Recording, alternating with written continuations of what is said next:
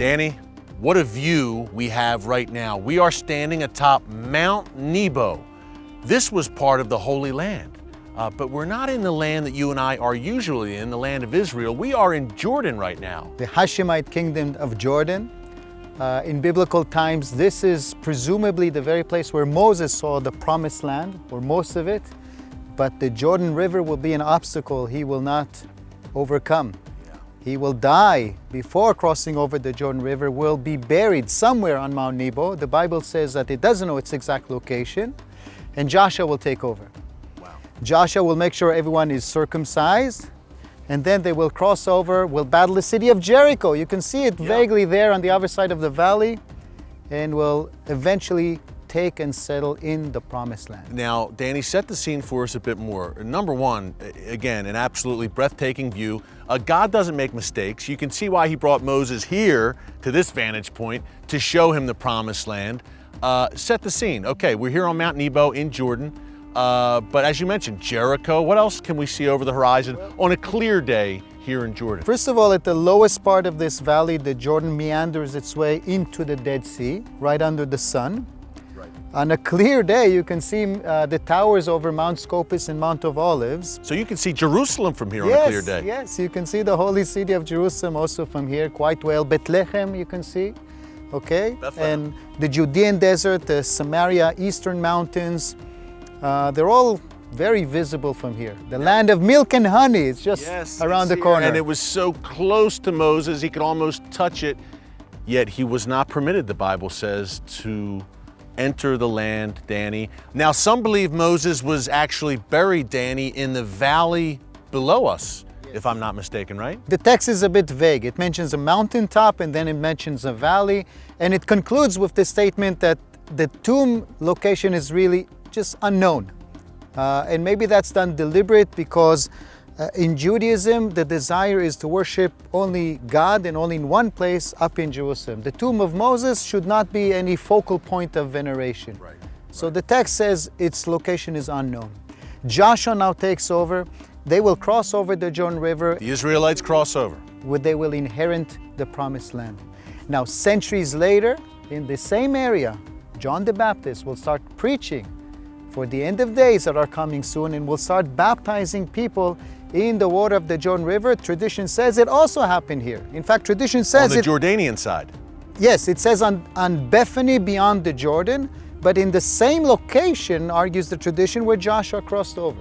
Wow. The site becomes holy for both events, and even Elijah squeezes into that area. It is said that Elijah went up to the heavens also from the Jordan River, or over the Jordan River. All on the Jordanian side. Danny, this is fascinating. I think a lot of people watching at home, they might not know this history that took place in Jordan. I personally did not realize that Elijah ascended to heaven on a chariot on the Jordanian side of the Jordan River. This is fascinating. Crossed over and then he went up, indeed. And he went up. And he was also perhaps born on this side, Elijah the Tishbite. Elijah the Tishbites came from the Gilad Mountains, which should be in the northern area. This is the beginning of the Moabite land. Beyond us is the land of the Edomites, later the land of the Nabateans. Petra is also in Jordan, a spectacular place. Yeah, and you mentioned the Moabites. I think of Ruth, obviously, the story of Ruth and Naomi. Ruth, a Moabite. Yes, David is a quarter of a Moabite. Right. And Bethlehem, where he came from, is right under the sun. Unfortunately, it's too cloudy today, but that's also visible from here. Now, we mentioned John the Baptist. Much of his ministry in baptizing, Danny, on this side of the Jordan River. Again, it's almost like Jordan is an extension of the Holy Land. It's part of it. In historical periods, it was part of it. Both in the Iron Age, it was the lots of the Israelites. Reuben and Gad were here. So 2 of the tribes, of the 12 tribes, were here on the Jordanian side. Indeed. Then in Roman times, in Maccabean times, it's also part of it. Herod had one of his fortresses, the site of Makawir, or Machaerus, here on the Jordanian side of the valley. And even in the Middle Ages, the Crusaders also ruled part of this side in Shubak and Karak. Yes. Wow. So the roots run deep here. There's also a Byzantine era presence here I want to discuss with you in a second, Danny. But first, John the Baptist, a key figure here in Jordanian Christian history in particular. Look, Jesus was baptized again on this side of the Jordan River. I think that'll shock a lot of people to know that. Yes, most people go and visit the baptism site next to Jericho. On the Israeli side, But yes. the text says it was at Bethany beyond the Jordan. And when you really go there, you see that it makes more sense that that would be the place where John is active, because there are like places to live in. On the western Israeli side, it's just a barren landscape. And by the way, people might be shocked, but there was quite a Jewish presence 2,000 years ago here in Jordan. I think of John the Baptist again, Danny, not far from here.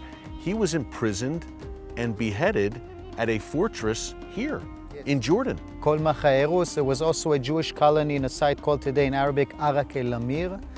And this site is just filled with such rich and diverse history. It truly is biblical history. Now, you and I were talking before the show, Danny, we should see the tour buses rolling up here all over Jordan, because much as a Christian, much of my faith, a lot of the key events unfolded right here on the Jordanian side of the Jordan River. Definitely. For a Christian, the baptism site, the tomb of Moses, or Mount Nebo, and where John the Baptist were beheaded, I think they are a must for every Christian pilgrim coming to the Holy Land. This is part of the Holy Land. Yeah, it is. And it's a safe place. Look, Jordan has a treaty with Israel, obviously. King Abdullah, very friendly to the West.